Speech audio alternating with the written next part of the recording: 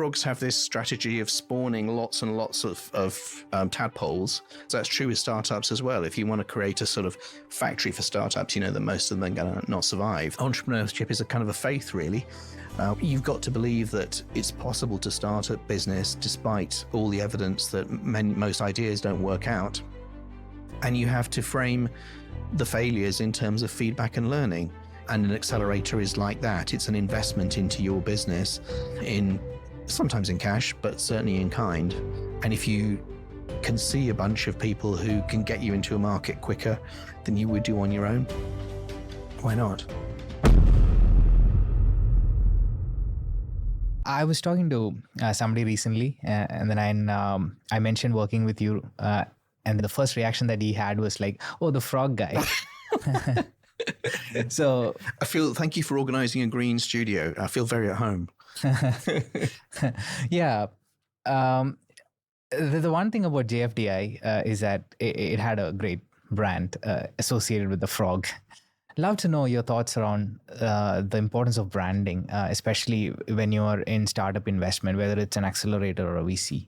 Yeah, I think I realized very early on that we had this sort of abstract thing we were trying to build. No one had done an accelerator in Southeast Asia before, and nobody knew who we were particularly. I was from the UK. Meng had done most of his work in Canada and the US. So we needed to have something that people could kind of get hold of. We cottoned onto this phrase JFDI, as the core of entrepreneurship, just frogging do it. We decided we need a logo, and we found this clip art online. I think we got 400 poses of this frog for like $100 or something. And the great thing was, because it was open source, well, it was stock art, then it was already being used on cafes and things in odd places around Southeast Asia. So the logo was sort of there in people's minds, like it wasn't associated with anything. And then as soon as we started using it, people say, "Oh, I've seen your logo on this cafe in Vietnam. Oh, I've seen your logo in Cambodia." And you think, fantastic. And then we thought, oh, this is interesting, frogs. And actually it fitted because, frogs have this strategy of spawning lots and lots of tadpoles. They know most of them are going to get eaten. And of course, that's true with startups as well. If you want to create a sort of factory for startups, you know that most of them are going to not survive. That's just the stats. So frogs seem very appropriate. And then we found this Beanie Baby sort of thing online that was like this clip art, and started giving them to people, quite senior people actually, from big tech companies, and saying, "Hey, when you go back to San Francisco, will you take a picture of yourself with a frog by the Golden Gate Bridge?" So suddenly we had this frog kind of photobombing famous landmarks around the world. And it just made us look much bigger than we were. Now, I don't know that you could repeat that trick again. I think that, the whole sort of photobombing thing has been done.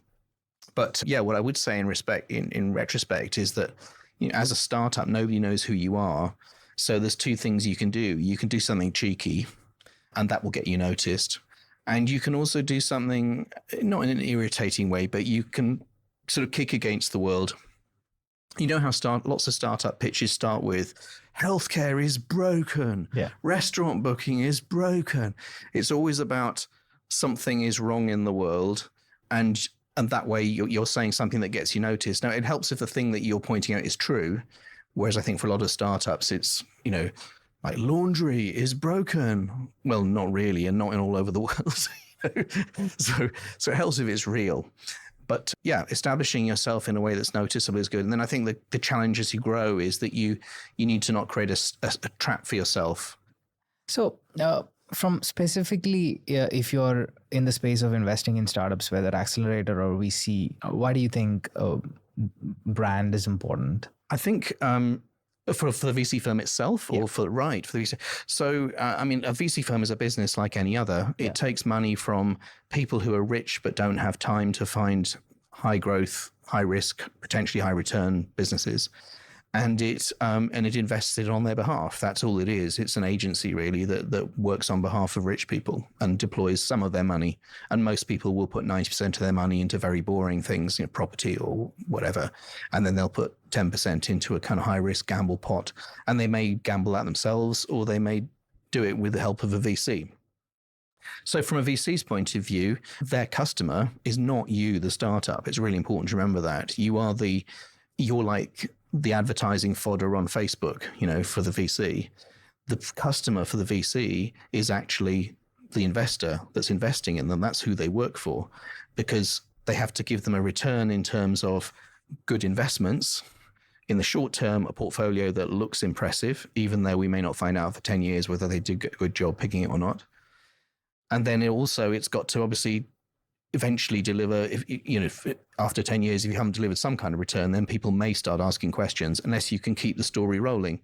So the way most VCs work, in case you're not aware, is, they'll take a 2% management fee. So if you have a $100 million fund, you're taking $2 million out of that every year. Sounds like a lot of money until you realize you've got to pay 2 or 3 general partners, rent an office, fly around the world speaking at conferences, wear nice suits, go and meet a bunch of startups, turn up to a bunch of board meetings, raise a load of money from limited partners, the rich people who you're working for. So actually the $2 million, that's your only income. And then you get to share 20% of what's left after, when you sell the investments, everyone's paid back, plus an interest rate, which is called hurdle rate. Yeah. Plus everything. So it's a 2 and 20 model, 2% now and 20% of the upside if it works out. Now, obviously, if you hit the ball into the stands and you end up with a huge bunch of 100 times exits, then the 20% can be worth a lot. But the dirty secret of VC is that the vast majority of venture capital firms, and I'm talking 95%, will give you your money back. Yeah. And that's it, having taken this management fee for 10 years. So the tension, the moral hazard inside venture capital firms is that in the short term, it helps to spin a story, to spin a brand around what amazing access you have to incredible, what they call proprietary deal flow. In other words, a great pipeline of investments. And if you can keep that feeling going in the marketplace, that people investing their money, you will have access to stuff that they wouldn't see otherwise, then you get the whole fear of missing out thing going. And that's basically what it's based on. Yep.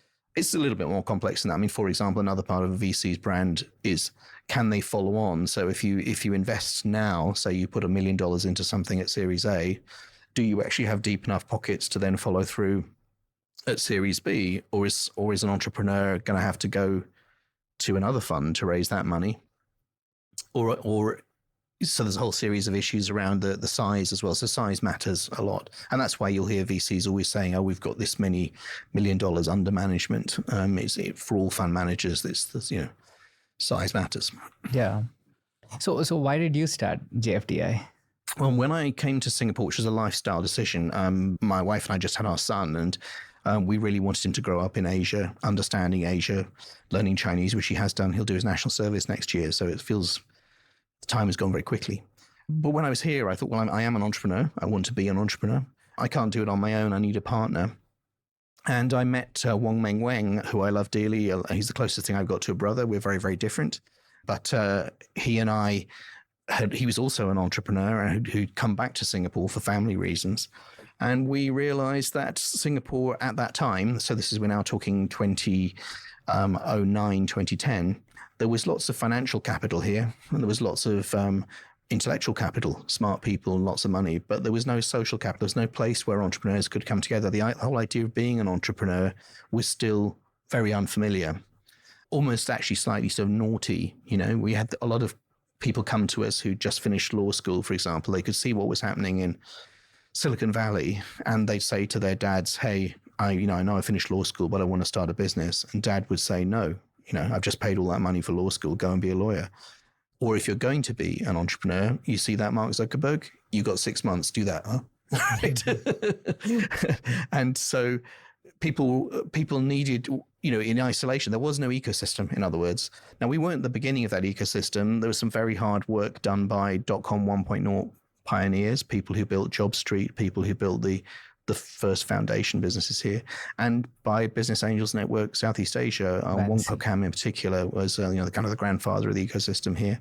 But it was all very nascent and disconnected. And I think we just happened to be the right guys in the right place at the right time to start the first startup, the first hackerspace, co-working space on the island, and then the first accelerator. Yeah.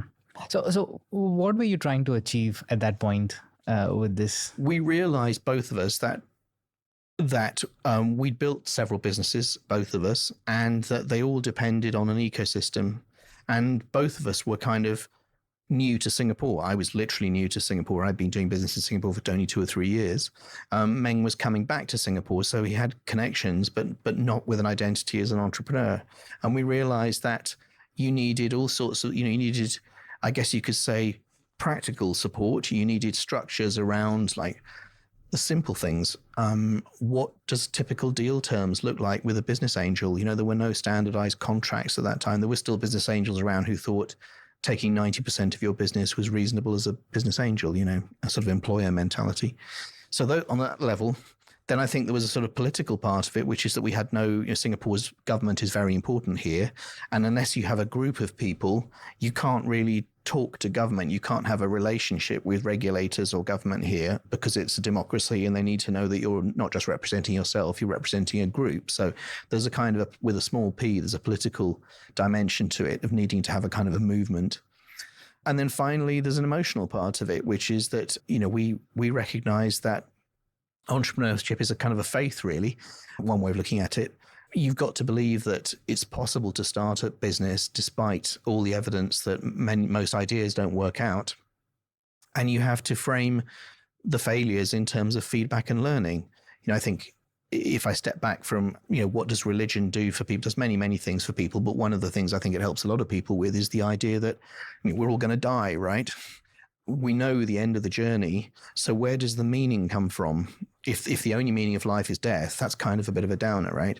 So you've got to have something that makes it meaningful in the meantime. And for us, it seemed that the experience of entrepreneurship, having this sort of dual-faced thing, on the one hand being ruthlessly realistic about decision-making, but at the same time still believing in a dream. How do you hold those two contradictory things in your head at the same time? And we came to the conclusion that it's really hard to do it on your own. But if you have a bunch of friends around you, people who you're not necessarily competing with, but sometimes people you're competing with too, maybe you can figure it out. And maybe you can keep going because there's going to be a lot of knocks. The only way to learn to ride a bicycle is to fall off and then get back on. Yeah. And that's what entrepreneurship is like. It's like continuously falling off a bicycle. Who was it that said, was it Ben Horowitz said it's like eating glass every day? Elon Musk. Was it Elon Musk? Eating glass and staring at abyss. Yeah, it is. That is exactly. And until someone's been there, they don't know what that is. And that's not, if you're doing a side gig and you're just having a little, consulting, but you don't know, that's not. That's not the same. Not the same at all. So this was 2012, right? So was there enough number of people who are interested in this sort of dreamers that you mentioned? So it's actually a bit earlier than that. So what happened was in 2009, at the end of 2009, I think there was the very first Echelon conference. So that was organized by, was Mohan. It E27? Yeah, Mohan. And it was really small. It was like 100 of us in a room that we'd borrowed at SMU, I think, from memory. And one of the guest speakers was this guy, David Cohen from Techstars, which we'd heard about. And he was friendly, but he was also very tired. I guess he was jet lagged and everything. And about 2 weeks after the event, he phoned me up and he said, the government of Singapore wants me to do Techstars in Asia, but I've got a young family and I don't want to do it. You guys seem to look like you're well connected in the community. Why don't you do it? And Meng and I looked at each other and thought, no one's ever done this in Asia before. Why don't we explore what this would mean? And it was a huge gamble because nobody knew what a startup accelerator was. Most people didn't believe in startups. The idea that you would need social capital to glue together an ecosystem, that was completely alien. All this, there were no jobs. There was nobody called a community manager. That concept didn't exist, None of that. There were very few venture capitalists, or if any, in Singapore at the time. So that is my job, by the way. Right. Yeah. And there was no, and the concept of mentoring also was not, which was clearly key to the process of Techstars, was not. So we went out to meet with a lot of people actually had asked Techstars, could they get some help to do what Techstars was doing? And Techstars very generously started a thing which became called the Global Accelerator Network. So this was about 2010. We could see that there were some risky parts of this, and it seemed to us that the riskiest, Lean Startup was only just coming out. Lean Startup the book was not released until the year after. But the idea of a minimum viable prototype and identifying the riskiest proposition to test, that was all still in the air. But it is what we did. So we felt that the biggest risk was, number one, can we get great startups? And actually two risks. Can we get great startups, and can we get people to mentor them for free? Because we knew if we were going to be paying world-class people, it just wasn't going to work. So what we decided was there was an opportunity for us in Asia, which wouldn't exist anywhere else, which is that at that time there were a bunch of American and European investors who could see the size of Asia's market. If they came to explore Asia, right, they'd spend 2 weeks going from airport to airport, just exhausted, packing their bags and everything. Whereas if we gave them a curated experience and brought together great startups, it did the deal flow curation for them, presented them with a good experience and just made it easy, and also introduced them to key people in the ecosystem they'd need to know, they'd come away and be huge advocates for us. So the kind of the minimum viable prototype for JFDI was actually a 1.5 year long mentoring program. I can't remember what we called it now, but we learned a lot in that. We learned a lot about how do we identify coachable startups, people who are going to treat the mentors well. How do we begin identifying mentors who are not just creeps or money grabbers or whatever? And how do we create an environment where everyone wins? But it still wasn't clear what the business model for that would be. So it took us 2 years, I think, or 1.5 years certainly, to raise the money to do the first JFDI program, because people would say to us, well, is this a fund? No. Is it a school where people pay fees to turn up? No. And it was interesting. I mean, just at that time, this is around the time that the platform businesses were starting to emerge, all the online to offline, so Uber and things like that. I realize now an accelerator is a platform business. Instead of matching up riders and people with cars, you're matching up startups and people who will have an interest in seeing a startup work. So the core transaction on an accelerator is the rapid growth of a nascent business, whereas on YouTube it's the uploading and viewing of videos. So, but the same dynamics apply. You've got to find some way of monetizing that transaction, and none of that was clear at the time. I wrote my master's thesis in 2011, trying to understand what this accelerator thing was. I looked at the model around the world, and I realized it was slightly different in different places. Now I think it is very clear now. An accelerator is a platform business. Yeah, a few things.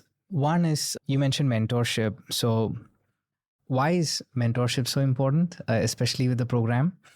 And then you briefly mentioned about getting sort of the best people around the world and getting them to do it for no cost sort of thing in a paid forward. How did you manage to do that? So that's two questions, isn't it? So remind me of the second one. Let me look to the mentorship one first. Why mentorship? Yeah. So I think the answer there is that one of the defining characteristics of entrepreneurship is true uncertainty. There was a guy called Knight in 1921. He wrote a book, and in it he says, a characteristic of entrepreneurship is unknowable uncertainty. It's not just you don't have enough information. It's just that the world is what the academics would call contingent. It is unpredictable. It is chaotic. It is a complex adaptive system, if you want to use that language. And in that situation, analytical logic doesn't work. You don't have the data to sit and sift through in a way that an MBA or a CFA would do, which is why a lot of people have to unlearn those skills if they've learned those skills and they want to start a business.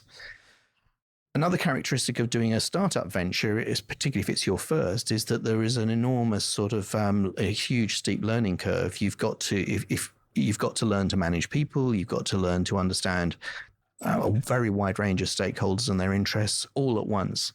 And most people don't know what they don't know. It's the Dunning-Kruger effect, right?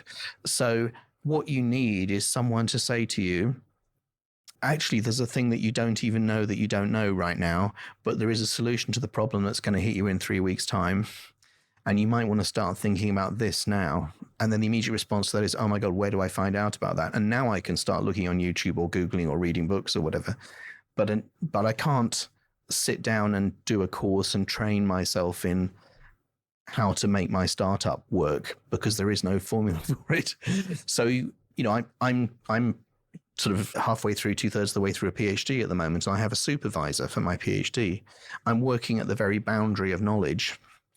And I need to have someone who's been there before, because otherwise I can go down rabbit holes. I could waste months chasing stuff, And of course, there are entrepreneurs who just don't want to be mentored. They want to do it their way. Some of them succeed. Many of them then don't know why they succeeded, or else they don't know that actually there was an even bigger opportunity adjacent to where they were, but they never had the perspective to see that. But for them, it was a life journey. So I think one of the things is that there is no one model of what makes the right mentor for a right person at a right moment in time. And almost certainly someone who's a useful mentor now. I always say to people, if they ask me to mentor them, that I might be useful to you for, 6 minutes, 6 weeks, 6 months, but it's unlikely to be 6 years. I mean, we'll still be friends in 6 years, I hope, but So that's why mentorship. And then I think the second question was around like, how did you manage to attract people? Great people. So Meng is an unusual person, and he had made a great number of contacts in Silicon Valley. And by reaching out and tapping on that network with its very open-minded attitude that has made it so successful, we were able to invite people over. And so it was the connections that Meng had already made that made that possible. Yeah. So you spoke about mentorship, and also you mentioned about attracting the best startups, right? And Techstars already existed. Y Combinator already existed. So were you able to attract the best startups? So given the chance that they get into Y Combinator or Techstars, would they have still joined? Or did they join at that point? Well, it's interesting. I mean, so Y Combinator and Techstars are both in the US, and they both have a massive national, monolithic market of how many 100 million Americans? 300 plus million people. So if you are a really successful US startup, why would you even bother thinking about the rest of the world for the first 10 years of your operation? The same with Chinese startups or Indian startups. Why would you bother looking, right?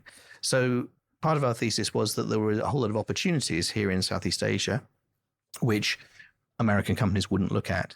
And if they did look at Asia, they would look at the big markets first. Yeah. Whereas we knew that Southeast Asia is a very fragmented market. That gave it a weakness, because in order to scale, you'd have to think about how am I going to work across these different jurisdictions, these different territories, different cultures, different languages. But it was also a strength because Singapore is a hub. It loves that word, hub. And it is. It's an island of kind of commercial stability that connects together the very disparate places around this part of the world. So we felt that was worth trying to see if that was going to work. But we also recognized there were some barriers. As I say, there were no expectations for what venture deals should look like. There weren't very many venture capitalists around. There still aren't very many local mentors. There are long traditions of mentoring in Asian culture, but they're different to the West. So, you have stories, the classic stories from Indian history and from Chinese history, where there are sort of wise teachers and so on. Yeah. But they have a different relationship with the people they're teaching. There's typically a much more, the bigger power distance, the academics would say. The idea that you could walk into a cafe in Palo Alto and say, hey, I've got a term sheet, will someone give me advice? That you can do that in Palo Alto and people won't think you're weird, and they'll be delighted to give you some advice for free. They expect nothing in return. They're, quote, paying it forward. That whole pay it forward concept was not here. And I still don't think it is, to be honest. Yeah. We have the opposite of it in Singapore. We have kiasu, fear of losing out. It's literally the opposite of pay it forward. Yeah. So there were a whole series of things that we knew we were going to have to reinvent. Yeah. But we were inspired by the fact that Techstars had a different model to Y Combinator. And that it had worked in a small town. Boulder, Colorado is a lovely place, but it's basically got a liberal arts college, some nice mountains, and some retired rich people. It's not very big. It's like it's like the size of Toa here in Singapore. So if they could build a successful accelerator there, that kind of inspired us that, maybe this was a model that would work. And as I say, I think we realized after a while that, 60% of it would work straight out of the box, and the rest of the 40% we'd have to reinvent completely. And it wasn't clear at the beginning which we'd have to reinvent. Yeah. There are very few people in Asia who has the paid forward sort of culture. The one reason I respect our mutual friend Elise is because she has that character.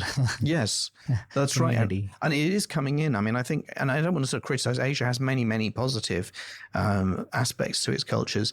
But there's one thing that's sort of made, US business in particular work very well.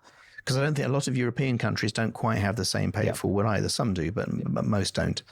The US has a very positive view towards giving things a go, accepting that things aren't going to work out every time, not killing someone off if they've failed, because they haven't failed. The ventures failed. I think it is right to cut someone off if they have failed. I mean, there is no reason to fail in a startup, kill people. The case study I'm working on for my PhD is around Theranos, not because of the Theranos story. There's a whole bunch of reasons why I chose it. But, I do think Elizabeth Holmes deserves to be in jail because she put at risk the lives of cancer patients and a bunch of other people. And she lied. I mean, with documents, that kind of stuff. Yeah, by all means, cut people out. But for someone to try an idea and then it fails, why should that be perceived as you failing? That seems to me to be a brave thing to celebrate. You can do it, as long as you're clear with everyone that you're taking a risk and people know what they're getting into, then that's fair enough, Yeah. in my book. Yeah. I briefly want to discuss what is still relevant for an accelerator now. I mean, JFDI sort of ran from 2012 to 2015, if I'm not wrong. So, I mean, how does Accelerator sort of measure the progress during the So it's very interesting. I think what people have realized over the last 20 years in particular is that there is no one sort of personality type. There is no one business model that is the success flavor. There are some which are more predictable than others now, like, as I say, software as a service. But I don't think the world is going to fall into those kind of neat categorizations. On the other hand, of course, there are some very established models where, for example, if you're doing a food franchise here in Singapore, people absolutely know what the economics will be. And you'll often see restaurants start up, they'll run for 3 months, and then either they just abandon the whole thing, or they'll completely strip out the interior and what was a Mexican restaurant becomes, something else, because they know that it should be delivering more numbers by now. So if you go for an established business model in an established market, there are metrics and you know what you're doing. But to go back to your question with an accelerator, I think the metrics we realized we had to look for were actually about connection. So we realized that after a while, when we were recruiting startups, that there needed to be sort of 3 things that were connected together. There's the business idea. What is this business model, this technology, this opportunity that they've identified? Then there's a team that says they're going to execute it. And are those things actually linked together? Are these the best people in the world to do this idea? And then there's the third pole of it is this the right place to do this idea? So in which case, are these people tied to this place, or are they just going to run away somewhere else with our money? And, is this idea relevant here? So, for example, a lot of people came by JFDI pitching kind of substitutes for their mother type businesses, the kind of bro business you see pitched in Silicon Valley, where it's like laundry as a service or something. Well, we have laundry as a service here. It's called a domestic helper. We don't need a kind of digital app enabled version of that. It works. So that doesn't work because of the location. Sometimes it would be people who weren't fitted to an idea. So I remember once, this hilarious interview, there were these 2 guys who actually showed up in suits pitching to Meng and me. women's shoes. Women's shoes, I think, yeah. They were pitching an idea about women's shoes, and Meng sat there listening to them. And then after about 2 minutes, he said to them, "So when was the last time you guys actually bought women's shoes?" And there was this kind of silence fell on the room, and they intellectually thought themselves into women's shoes being a good market, but they had no insight into women's shoes. They didn't have a feeling for it, Yeah.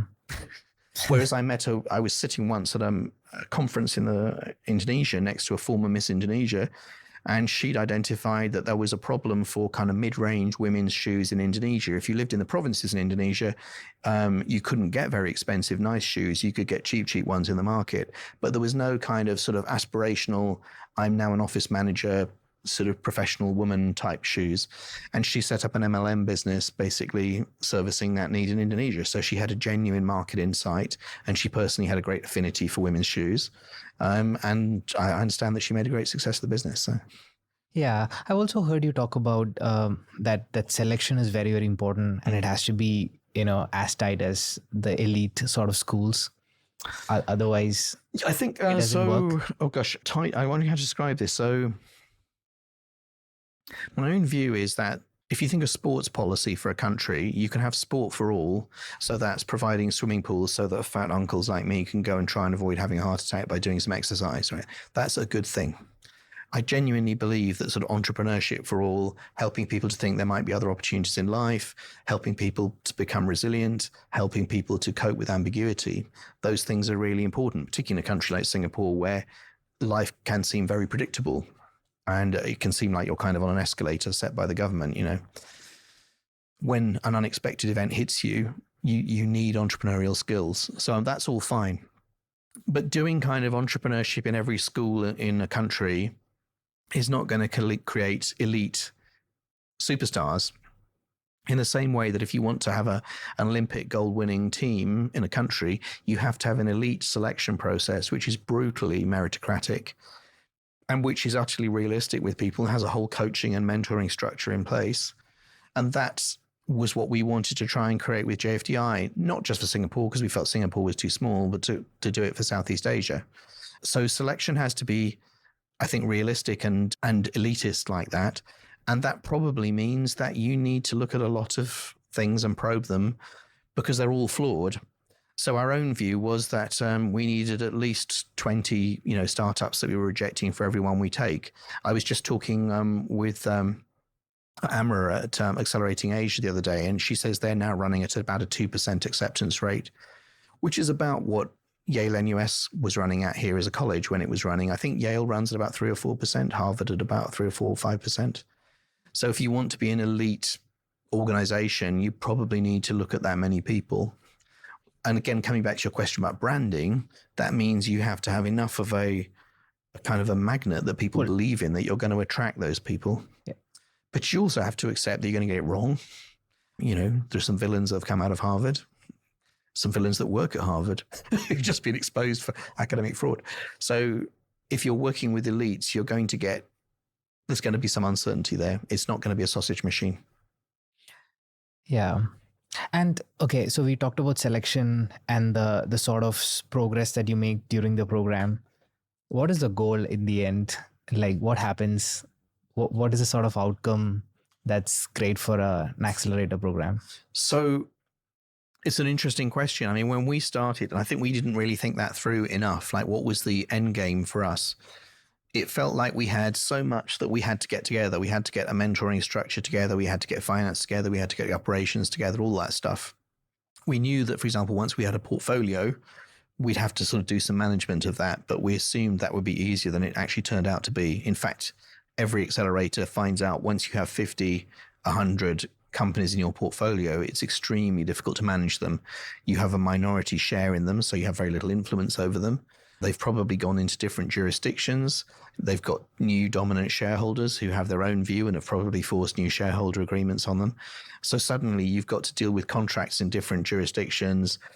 You can't turn up to board meetings, even if you have rights to time. We never had observer rights or attendance rights but we didn't want it because we knew we'd never be able to go to 70 board meetings in a month. So to answer your question, I think for us, it was about seeing the ecosystem grow. And it was about seeing if we could create a structure that would scale. And I think once we realized that we'd gone as far as we could at that time, that we'd got copied so many times by people who were making empty promises. I think there were 50 accelerators by the time we finished. Yeah, it was insane. It was insane. Every kind of polytechnic, every school was running its own. So every boring old bank was running its, so-called accelerator program. So it was just the mentoring pool that we'd built was suddenly being pulled in every direction. Startups were trying to play off one accelerator against each other, saying, how much money will you give me for how little shares? But it became a race to the bottom. And we thought to ourselves, let's get out while we're on top here now. And it also wasn't clear what the sustainable cash flow model would be for us, because an accelerator has bills to pay now. Like every investment company, you've got bills to pay now, even though you might make a lot of money down the line. Yeah. So Accelerating Asia, I think, were much more clever than us. They put together a structure that means they had a kind of consulting business, corporate consulting business that Which would pays pay the bills. for this. Yeah. And they got that going from the very beginning. And they're very kind enough to say that I think that some of that came from the woes I shared with them, the experience we'd had. We tried a number of things, and lots of people were trying at the time in 2015, all around the world. Different accelerators had this sort of rush of experience, but everyone was wondering, how do we do this? Do we do what 500 Startups does, which is you invest $100,000 into a company and then you take $50,000 back in fees? We always felt really uncomfortable about that, and so we didn't do it. But maybe we should have done. For example, some accelerators charged fees to different people, some people, and again, it's all context dependent. A lot of accelerators went down the kind of corporate route, and for a while were running these things that were kind of basically like paid open innovation projects. And I think those didn't really work. I think the whole open innovation thing kind of happened about 2017, 2018, and it didn't really work. We tried corporate innovation at the time, and I understand, again, it's different. Yeah. So what would you say is the number one lesson learned running JFDI? Gosh, that in retrospect, that it is a multi-sided market, and as a result, it's a platform play. And as a result, it suffers all the challenges of a platform play. So you need to get to critical mass. It's got the cold start problem. Yeah. For anyone who hasn't read Andrew Chen's book, I really recommend that. So that was the really big insight, and I was just getting close to it when I wrote my master's thesis in 2011. I think I didn't really internalize that until we'd actually finished, 2015. What does that actually mean? Because the whole concept of platform businesses was not clear until about 2014, 2015. I remember Sangeet Paul Chowdhury, and I spending hours and hours and hours talking about what is this concept of a platform business as opposed to a pipeline business. And now it's common knowledge, but it wasn't part of our mental landscape at the time. So I used to read a lot of his work to understand how very smart guy, lovely guy. And I really admire the way he has kind of created, along with several others, but he's created a kind of paradigm shift. And a lot of people now think they understand platform businesses, and conceptually they're not that difficult to understand. The challenge is, how do you do it? Because they've got so many moving parts, and it's a bit like trying to cook a meal for 20 people in one kitchen with 3 burners, So you've got to have the first course going and the soup, and you've got to be preparing the dessert, but you've also got to be in there kind of talking to the guests and making sure everyone's happy with each other and everything. So it's easy enough to say, but it's quite a complex thing to get right. And it's context dependent. What works in one environment, in one country and at one time is not going to work again. So, yeah. And the sort of fulfilling thing about JFDI? So people. Yeah. I think we ran these Friday open house events, and I met something like 10,000 people in that time. I have on LinkedIn still about 10,000 contacts, most of whom I haven't seen since I met them, but they occasionally write to me, and and I feel like part of that. I was one of the first COVID patients in Singapore, and I got hundreds and hundreds of messages when I was in isolation, and that was a wonderful thing. I mean, it might sound very odd to say it, but my father had died a few months earlier, and I realized, the only thing we take with us is love, and the only thing we leave behind is love. And I really thought to myself, if I ever worried, will people miss me? Do I matter? Then yes, I feel loved, which was wonderful. And I think that came because what we tried to do at JFDI was not just a business thing. It was about helping people to try and realize their hopes and dreams. And that was complex. I have some haters out there as well. They've kind of gone away at the moment because they don't see, I'm not so public anymore, and I really don't miss that. So this is the first podcast I've done in a very long while. Yeah. So what do you think about the current state of ecosystem in Singapore? So I think we talked earlier on about that concept of there being some specialist roles and there being a kind of maturity that's coming in. And I think we maybe need to acknowledge that. So when we did JFDI, startups, rah, t-shirts, pizza, beer, all that crap, that's fine. That was great then, but it needs more for the future, and we need to be more serious about it. We need to be more structured. And I think critically, something I do hope that Singapore figures out is that adopts is this idea that we need to decide that we've maybe got two levels of structure here. We absolutely should do entrepreneurship for all. I'm really glad that it's taught in many colleges, and I enjoy mentoring the students I teach. I teach courses at NTU and NUS and other places. But those on their own that's not going to create world-leading businesses. If we say, for example, here in Singapore that we want to have an intellectual property-based economy with deep technology, we're only going to get that from a laser focus on a small number of markets. We cannot be supreme in quantum computing, all kinds of medical devices, and we can't do all of these things. We're a small island with a limited amount of talent and a very small home market. So the playbook that works in America or Germany or China won't work here.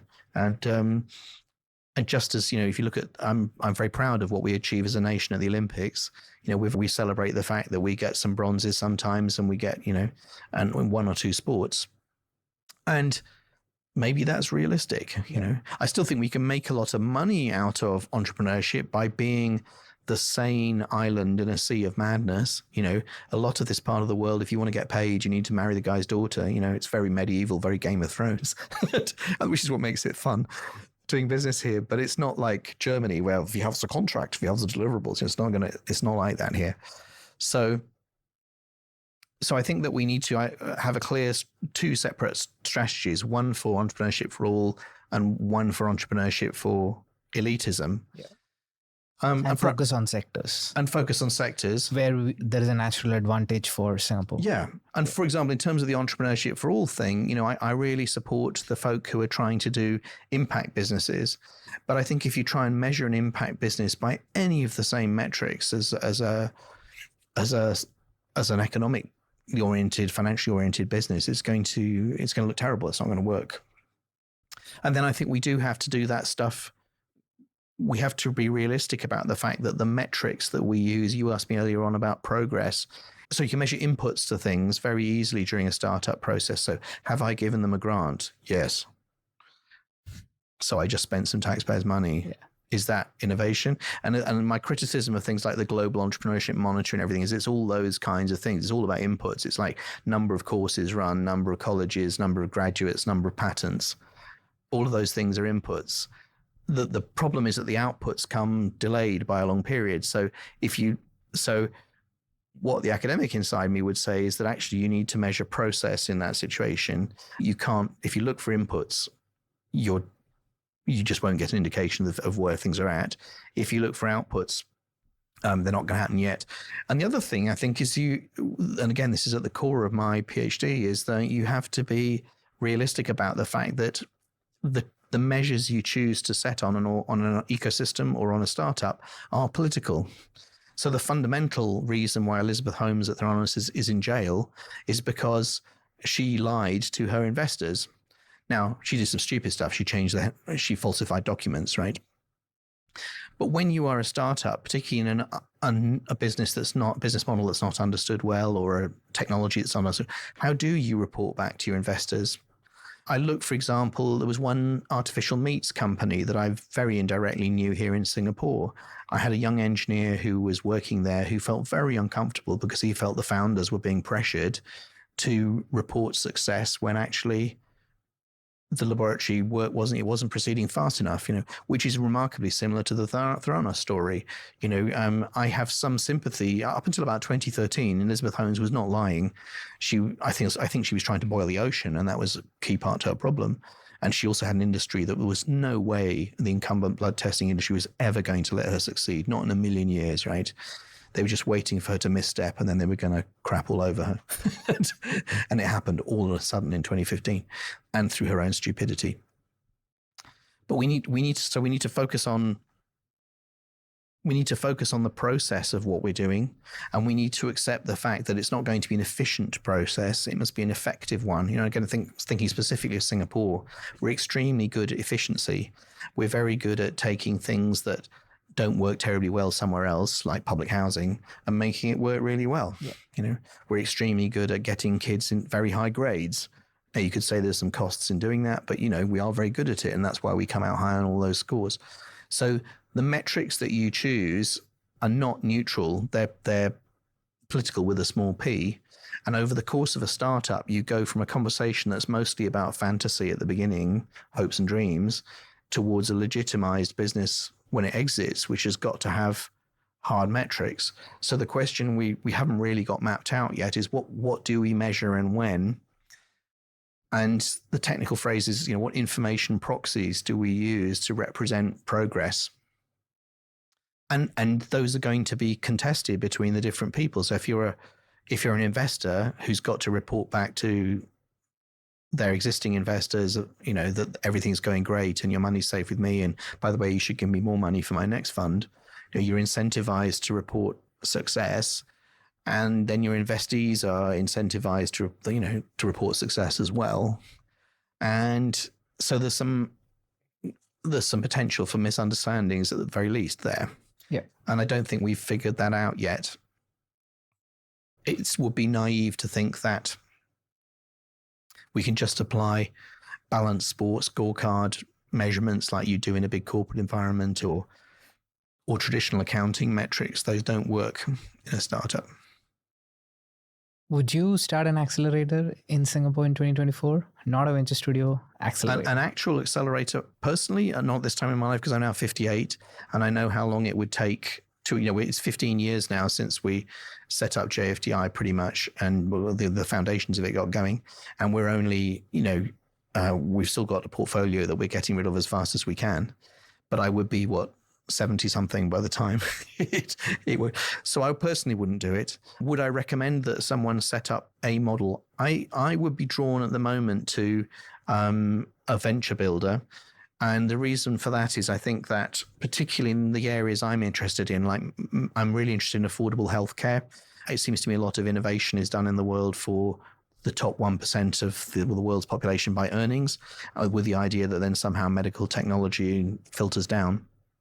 Actually, if we focused on the fact that around the equator, there is billions of people who all look up to Singapore, who've all earning, $50 to $80, $100 a day maximum. If we innovated for them, I think we could do an enormous amount of good for the world. I think Singapore would be respected for it, but that's complicated. It needs trusted distribution channels in place. It probably is doing, a healthcare venture builder. That would be far too broad.